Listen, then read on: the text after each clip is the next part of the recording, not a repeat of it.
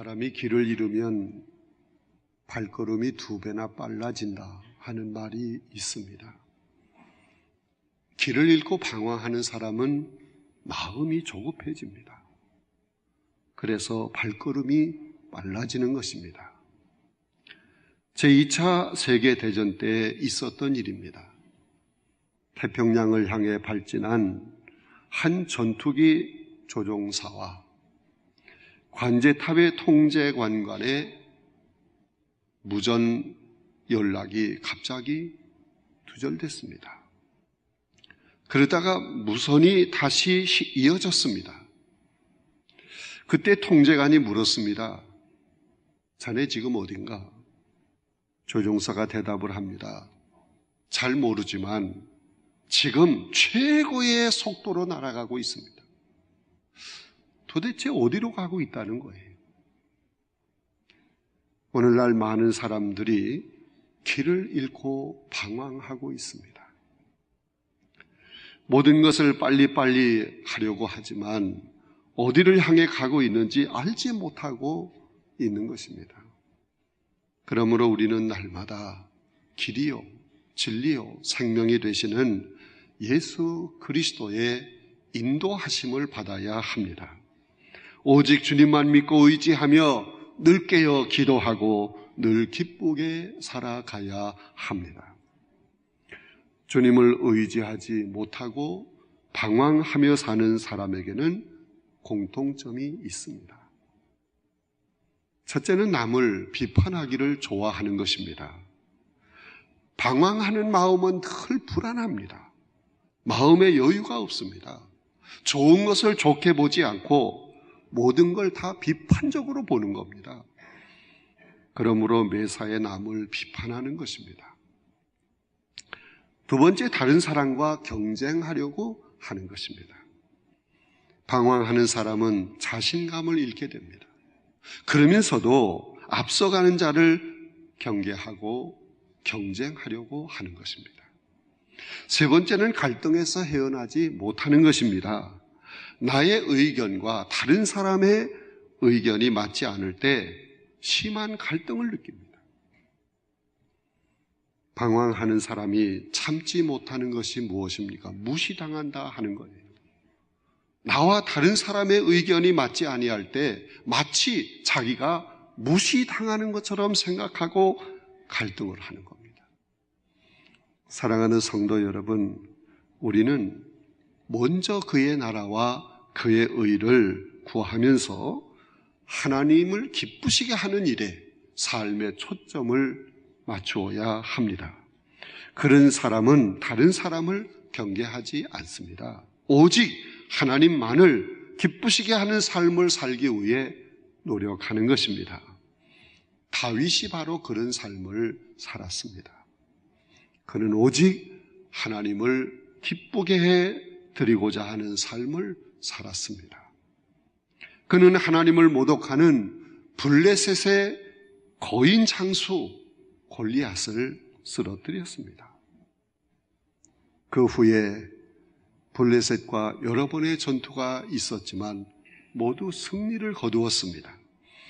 그런데 승리하고 돌아오는 다윗을 보고 이스라엘 여인들이 춤을 추며 노래를 합니다. 사울이 죽인 자는 천천히요 다윗은 만만이로다. 여인들의 이 노래가 무엇을 뜻하고 있는 것입니까? 다윗의 인기가 점점 높아져 가고 있다 하는 것을 뜻하는 노래인 것입니다.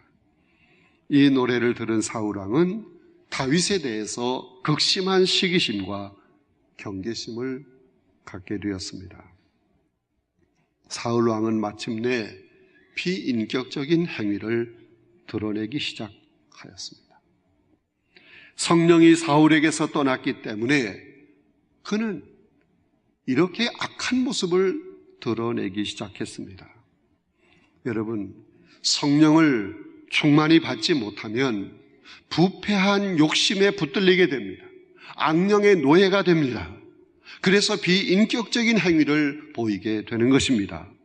질투심에 사로잡혀서 악한 행동을 하게 되는 것입니다.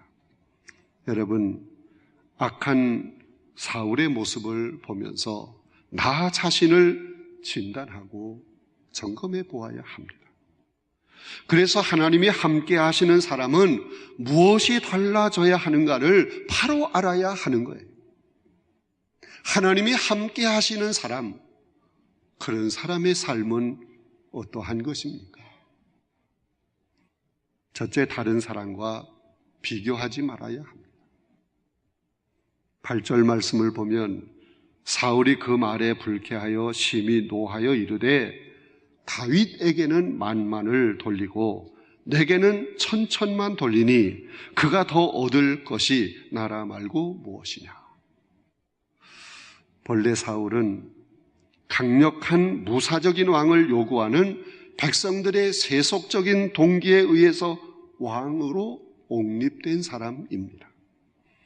그러므로 사울이 왕으로서 권위와 명예를 계속 유지하기 위해서는 그의 용맹성에 있어서 그 누구보다도 뛰어나야만 했습니다.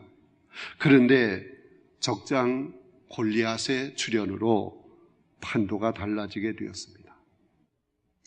다윗이 물맷돌 하나로 골리앗을 넘어뜨린 것입니다. 용맹성에 있어 자신보다 다윗이 더 인정받게 된 것입니다. 그러므로 사울은 다윗 때문에 큰 위기의식을 느끼게 되었습니다. 언젠가는 다윗이 자신의 왕권을 빼앗을 것이라는 불안감에 휩싸이게 되었습니다.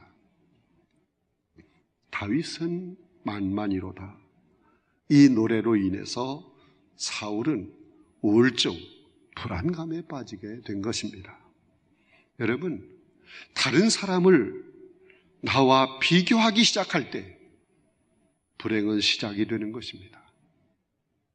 고린도후서 10장 12절에 보면 다른 사람과 비교하는 것은 지혜롭지 못한 일이라고 분명히 말씀이 기록되어 있습니다. 사랑하는 성도 여러분, 모든 사람은 각자 이 세상에서 유일한 나 하나의 존재인 것입니다. 이 세상에서 나는 오직 나 한 사람밖에 없는 것입니다. 만일 여러분이 다른 사람을 흉내내고 그들처럼 행동하려고 애쓰는 것은 자신을 스스로 혼란에 빠뜨리는 일이 되는 것입니다. 여러분, 우리는 나 자신의 있는 모습을 그대로 정직하게 볼 수 있어야 합니다. 그것이 바로 하나님이 원하시는 일입니다.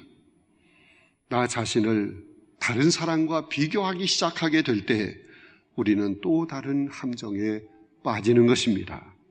나의 약점과 다른 사람의 장점을 비교하게 되는 것입니다.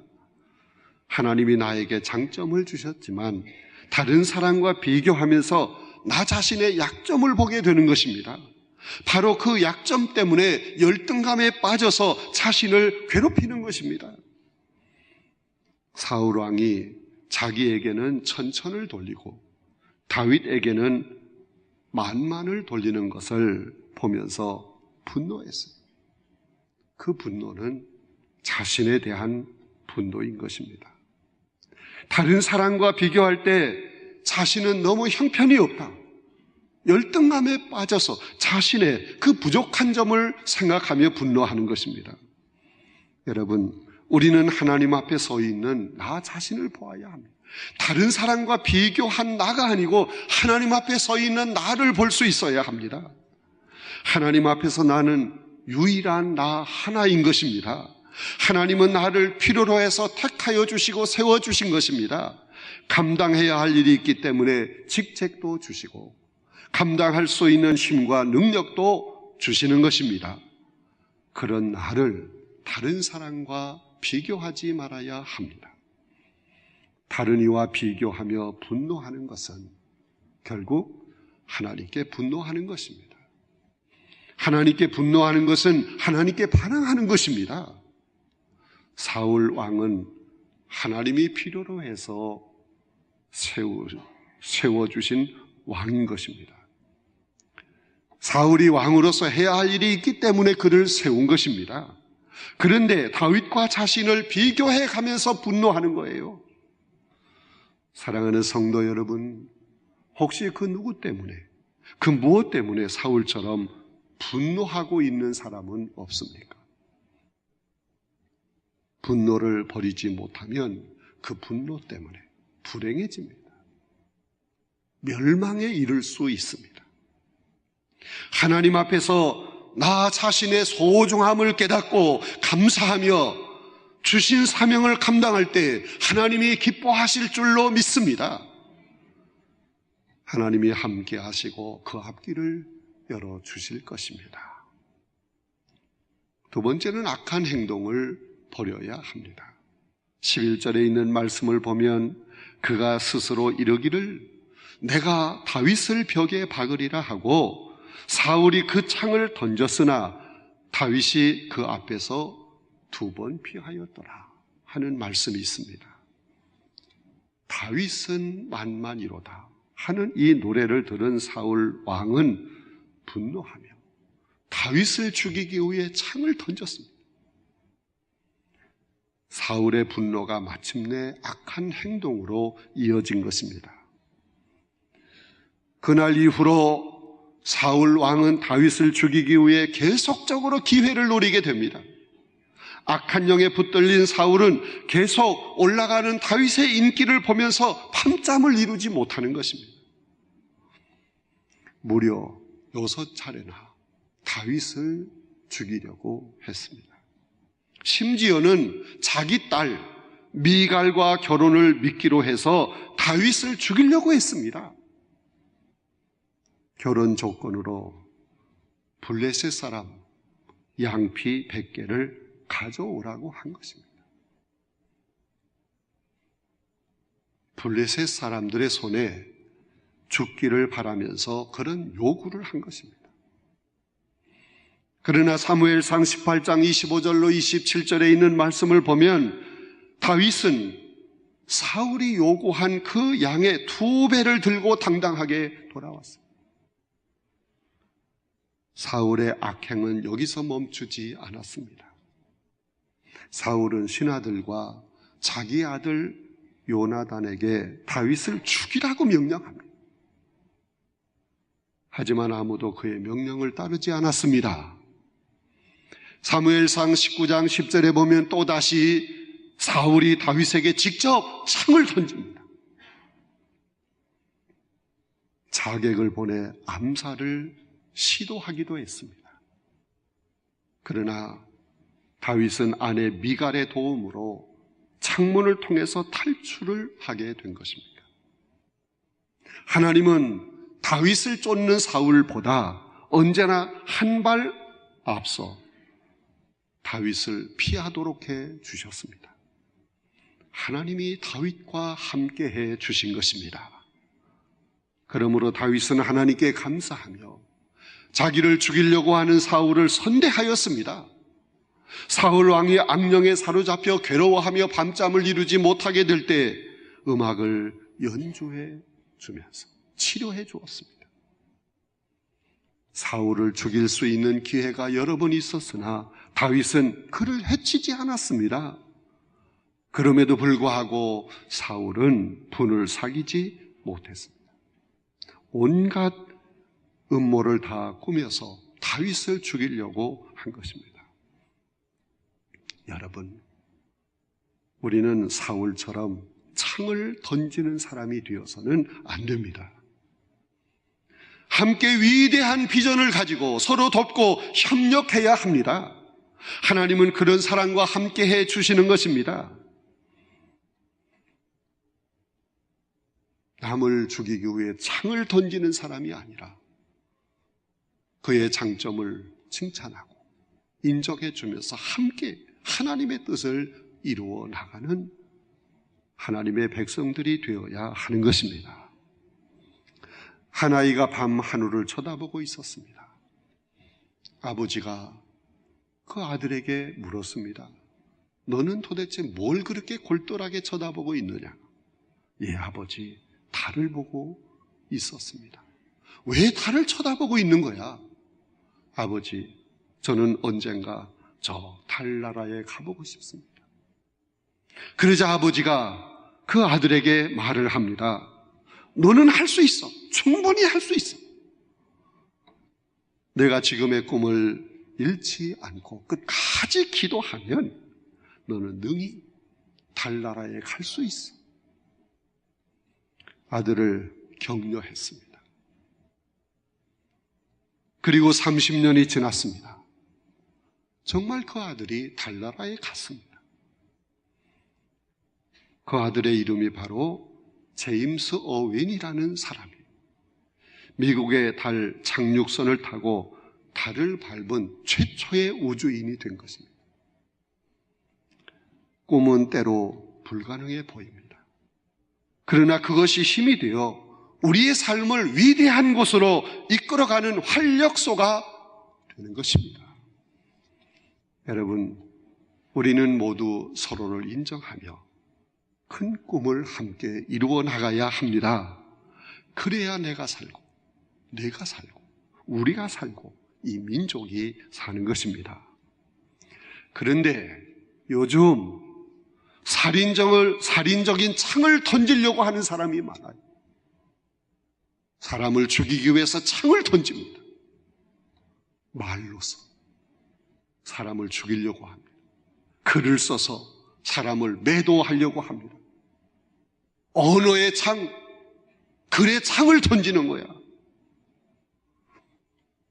만만인에게 인정받는 사람을 백만인에게 인정받는 사람이 되도록 밀어주고 키워주어야 하는데 창을 던지는 거예요.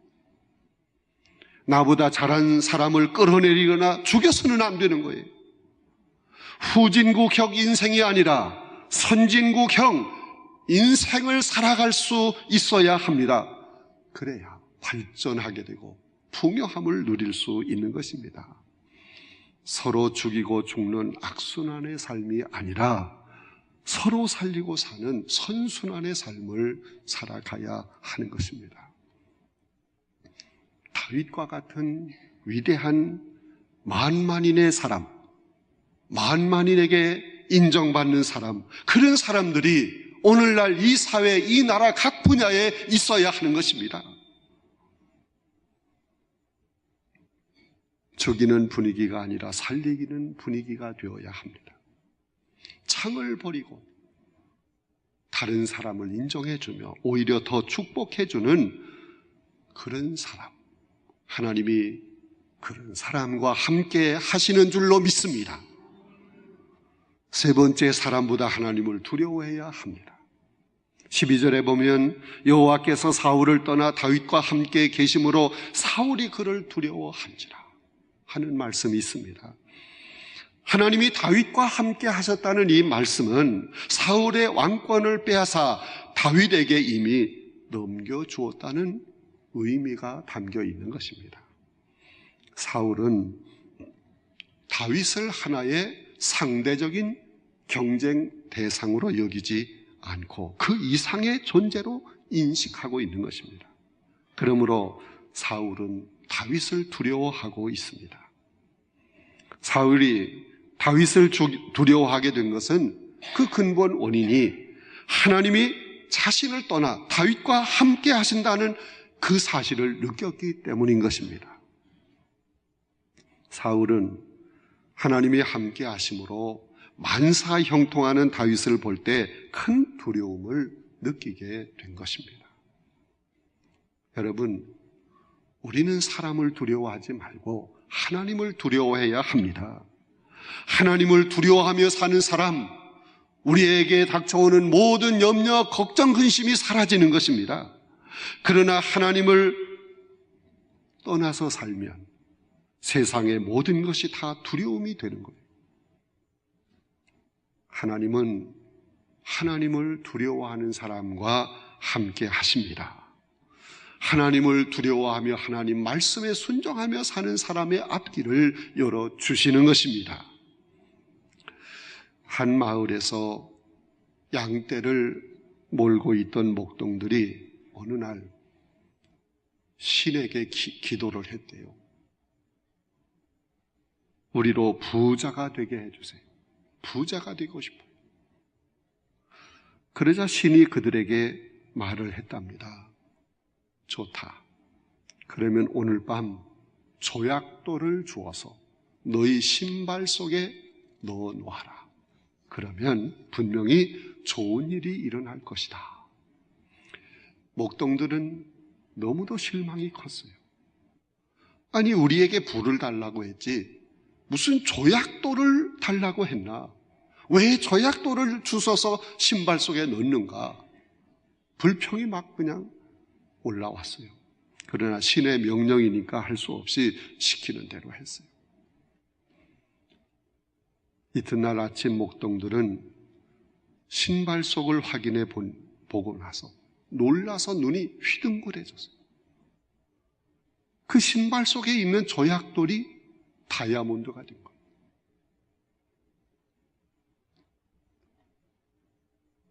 여러분, 다이아몬드가 된 그것을 보면서 기쁨을 감출 수가 없었어요. 그런데 그 기쁨도 잠시뿐이었습니다. 그들은 신의 말씀에 순종해서 더 많은 조약들, 더 큰 조약들을 주어서 넣지 못한 걸 후회합니다.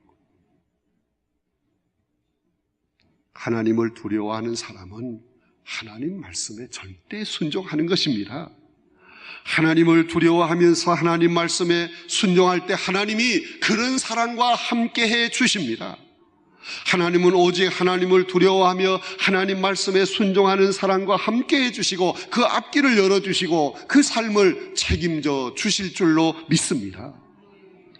사랑하는 성도 여러분, 사람을 두려워하지 마세요. 세상을 두려워하지 말아야 합니다. 오직 하나님을 두려워해야 합니다. 하나님을 가까이 해야 합니다. 하나님 말씀에 순종하며 살아야 합니다. 하나님은 그런 사람과 함께해 주십니다. 그의 앞길을 인도하시고 동행해 주시는 것입니다. 복의 근원이 되시는 하나님이 언약해 주신 놀라운 복을 주시는 것입니다. 사랑하는 성도 여러분, 다른 사람과 비교하지 마세요. 비교하면서 분노하지 마세요. 악한 행동을 버려야 합니다. 남을 죽이기 위해 창을 던져서는 안 돼요. 사람들을 두려워하지 말고 하나님을 두려워해야 합니다. 하나님을 믿고 하나님을 가까이 하며 하나님 말씀에 순종하며 살아야 합니다. 우리는 하나님을 떠난 사울의 삶을 살지 말아야 합니다. 하나님이 함께 하시는 이 시대에 다윗의 삶을 살아가야 하는 것입니다. 하나님은 여러분 한 사람 한 사람을 사랑하십니다. 항상 여러분과 함께 하시기를 원하십니다. 하나님 앞에서 내 자신이 어떤 존재인가를 발견하고 항상 다른 사람을 높이고 축복하고 하나님을 가까이 하고 하나님 말씀에 순종하는, 그래서 하나님이 함께 해주시는 복된 삶을 사는 여러분이 다 되시기를 주님의 이름으로 축원합니다.